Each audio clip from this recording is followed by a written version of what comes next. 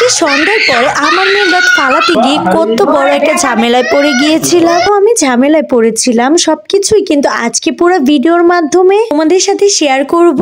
And hello, আসসালামু আলাইকুম, this is Rumi and welcome to Rumi lifestyle. অনেক দিন ধরে মুস্কানের দুইটা দাঁতই নড়তেছে, কিন্তু ও আমাকে ভয় কিছুতেই বলেনি। এই দুইটা দাঁত ওর নড়তেছে, ওই দুটার পাশেই কিন্তু নতুন করে আরেকটা দাঁত উঠে গিয়েছে। আর এইটা দেখে কিন্তু আমি পুরাই চিন্তায় পড়ে গিয়েছিলাম।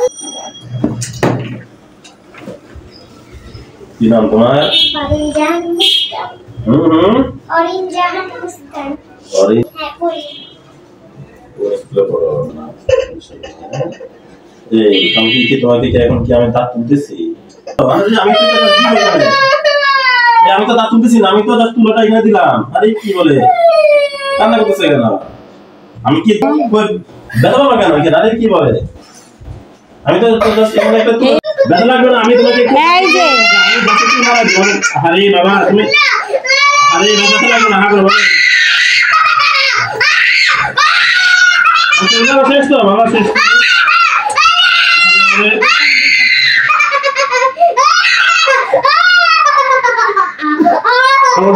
কামড় দাও। শেষ তো বাবা, শেষ তো। তুলোটা পাল্টে দিই। শেষ তো বাবা। বাচ্চা তো ভয় দেখাবে, বাচ্চাটা কি ব্যথা কেন?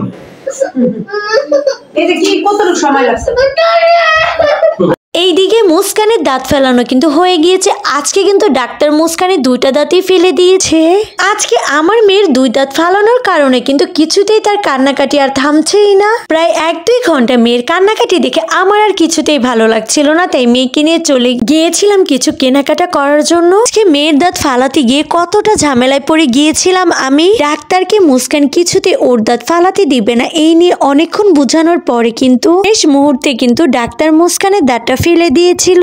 সন্তান মানুষ করতে গেলে কিন্তু একটা মায়ের উপর দিয়ে কত ঝড় তুফান যায়, এটা কিন্তু একটা মা ছাড়া আর কেউ কিন্তু বুঝতে পারবে না। এই পৃথিবী ঘিরে আমাদের চারপাশে যত মানুষ আছে, কোন পর কিংবা কাছের মানুষ যেইটাই বলেন না কেন, স্বার্থ আর টাকা ছাড়া এই পৃথিবীতে কেউ কিন্তু আপনাকে এক মুহূর্ত ভালোবাসবে না। একটা কথা কি জানেন, আমাদের খারাপ সময় কিন্তু সবচেয়ে বেশি দুর্ব্যবহার কিন্তু আমাদের আপনজনরাই করে থাকে। একটা সময় কিন্তু খারাপ সময় শেষ হয়ে ইনশাল্লাহ ভালো দিন ঠিকই আসবে। খারাপ সময় দুর্ব্যবহার করা মানুষগুলোর কথা কিন্তু সারা জীবনই মনে থাকবে। ডাক্তার মুস্কানের দাঁত ফালিয়ে দেওয়ার পরে বলেছিল আধা ঘন্টা পরে কিন্তু ওকে আইসক্রিম খাওয়াতে। আইসক্রিম খাওয়ার পরে নাকি দাঁতের ব্যথাটা অনেকটাই কমে যায়। এইদিকে আমার মেয়ের কান্নাকাটি কিন্তু কিছুতেই থামছে না, একটু পরপর সে কান্নাকাটি করছে কেন তার দুই দাঁত ফেলে দিলাম। আমার মেয়ের মন ভালো করার জন্য কিন্তু আজকে ওর পছন্দ অনুযায়ী কিন্তু সব খাবার অর্ডার করেছিলাম। এদিকে আমি অনেকক্ষণ ধরে খাবার অর্ডার দিয়ে বসেছিলাম, যাই হোক শেষ মুহূর্তে খাবারটা চলে এসেছে।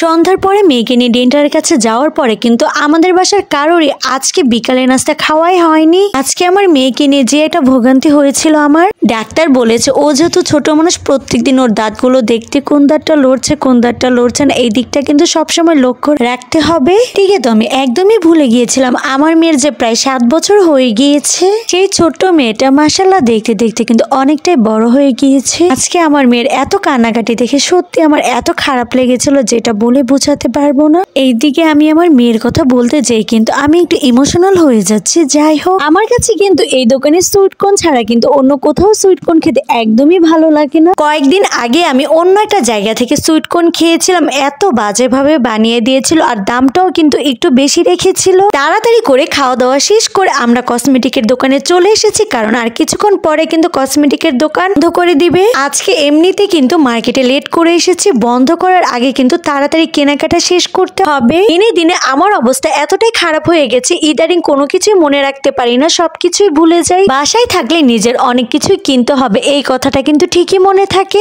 মার্কেটে যাওয়ার পরে কোনো কসমেটিকের দোকানে গেলে নিজের জন্য কি কি নিব সবার আগে কিন্তু এই কথাটাই আমি ভুলে যাই। আমার মতো কার কার এরকম ভুলে যাওয়ার সমস্যা আছে অবশ্যই কিন্তু তোমরা কমেন্ট করে জানাবা। স্কিন কেয়ার করার জন্য কিন্তু আমি কয়েকটা ফেস মাস্ক নিয়ে নিয়েছি, জানি না কেমন হবে, আমি আগে কখনোই কিন্তু কিন্তু ইউজ করিনি। প্রত্যেকদিন ঘুম থেকে উঠে আগে এই কথাটাই ভাবি আজকে কিন্তু নিয়মিত স্কিন কেয়ার করবো। 1 ঘন্টা পর এই চিন্তা করে বলি থাক আবার কালকে থেকে নিয়মিত স্কিন কেয়ার করা শুরু করে দিব। এরকম অলসতা করে দিনে দিনে আমি কিন্তু নিজের ফেসের 12টা বাজিয়ে ফেলেছি। মার্কেট বন্ধ হওয়ার আগে কিন্তু আমরা টুকিটাকি করে সবকিছুই কিনে ফেলেছি। সবকিছু কেনাকাটা শেষ করে টেস্টি ট্রেডে চলে গিয়েছিলাম একটা কেক কেনার জন্য।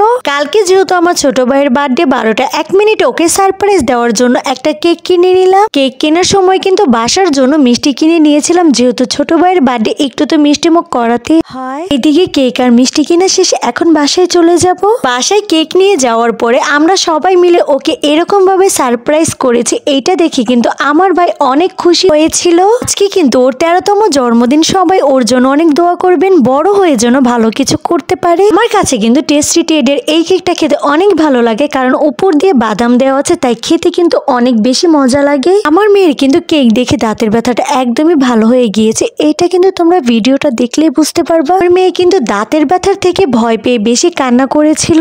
ডাক্তারের কাছে এইভাবে একসাথে 2 দাঁত ফেলে দিয়েছি, এইটা দেখে কিন্তু আমার মেয়ে আরো বেশি ভয় পেয়ে গিয়েছিল। যাই হোক, অনেক কথাই বলে ফেলেছি, আজকে কিন্তু ভিডিওটা এই পর্যন্ত শেষ। Thanks for watching. আল্লাহ হাফেজ, বাই বাই।